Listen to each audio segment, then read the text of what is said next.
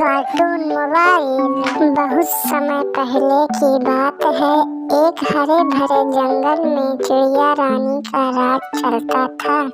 चिड़िया रानी का नाम सुहानी था। वह सभी पक्षियों की रानी थी। वह छोटी सी सुनहरे पंखों वाली और बहुत ही समझदार चिड़िया थी। उसके बड़े बड़े चमकदार आँखों में जंगल की दुनिया को बदलने का सपना था। जंगल के सभी पक्षी, जानवर और यहाँ तक कि पेड़ पौधे भी चिड़िया रानी से बहुत प्यार करते थे। वह न सिर्फ समझदार थी बल्कि दयालु और न्यायप्रिय भी थी। हर सुबह सूरज की पहली किरण के साथ वह जंगल के सबसे ऊंचे पेड़ पर बैठकर सभी को प्रणाम करती और दिन भर के काम काज के लिए निर्देश देती थी।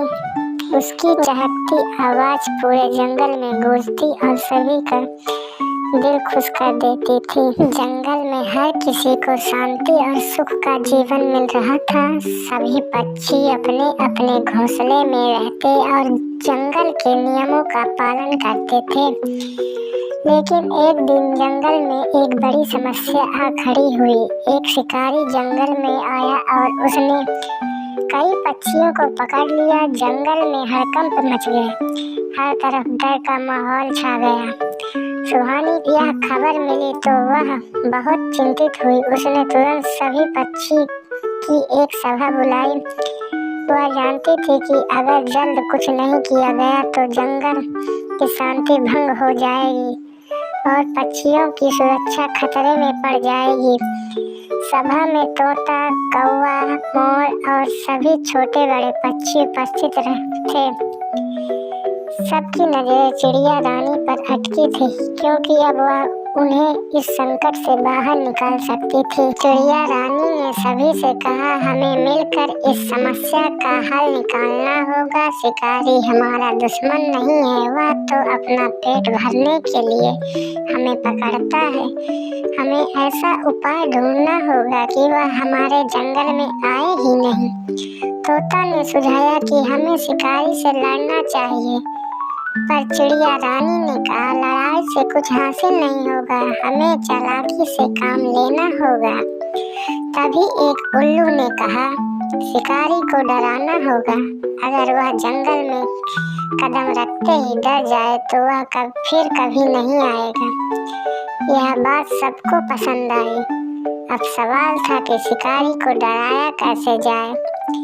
चिड़िया रानी ने सोचा और फिर उसने एक योजना बनाई। उसने सभी पक्षी को अपनी योजना के बारे में बताया और सभी ने सहमति जताई।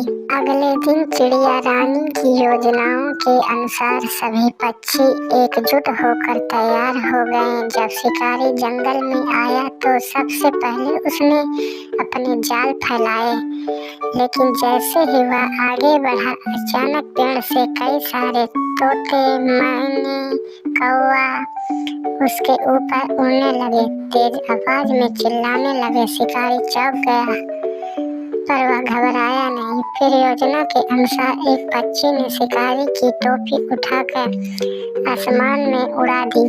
शिकारी भागकर उसे पकड़ने की कोशिश करने लगा।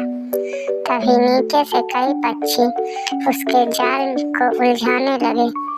शिकारी पूरी तरह से घबरा गया।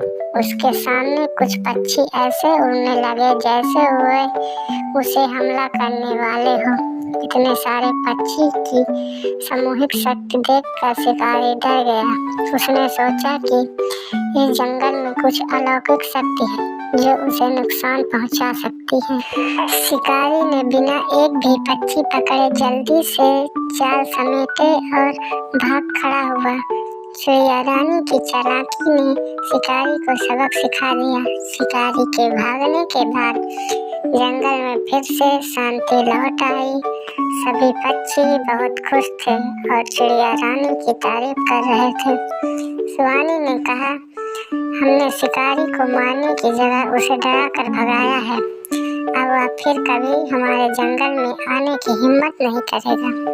सभी ने चिड़िया रानी की साहस और बुद्धिमानी की सराहना की। अब जंगल में फिर से सुख और शांति थी। सभी पक्षी अपने अपने काम में लगे रहते थे और अपने परिवार के साथ खुशहाल जीवन जी रहे थे। चिड़िया रानी सुहानी अपने सिंहासन में बैठकर सभी की देखभाल करती रहती और किसी भी नई समस्या का हल ढूंढने के लिए हमेशा तैयार रहती थी। उसकी समझदारी और दयालुता के कारण सभी उसे बहुत मानते थे। चिड़िया रानी की इस कहानी से हमें यह सीख मिलती है कि कठिनाई चाहे कितनी भी बड़ी क्यों न हो, उसे बुद्धिमानी और साहस से हल किया जा सकता है। लड़ाई झगड़े से नहीं बल्कि शांति और धैर्य से ही हम समस्या का समाधान ढूंढ सकते हैं। जंगल में सभी प्राणी आपसी सहयोग और समझदारी से रहते थे। इसी तरह हम इंसानों को भी एकजुट होकर काम करना चाहिए और मुश्किल हालातों का सामना समझदारी से करना चाहिए। जब तक हम एक साथ हैं, कोई भी कठिनाई हमें हरा नहीं सकती।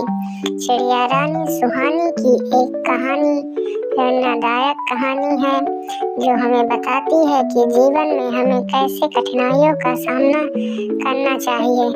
ऐसे ही कार्टून वीडियो देखने के लिए कार्टून मोबाइल को सब्सक्राइब और बेल आइकन का घंटा दबा लीजिए तथा लाइक भी कर दीजिए। Thank you.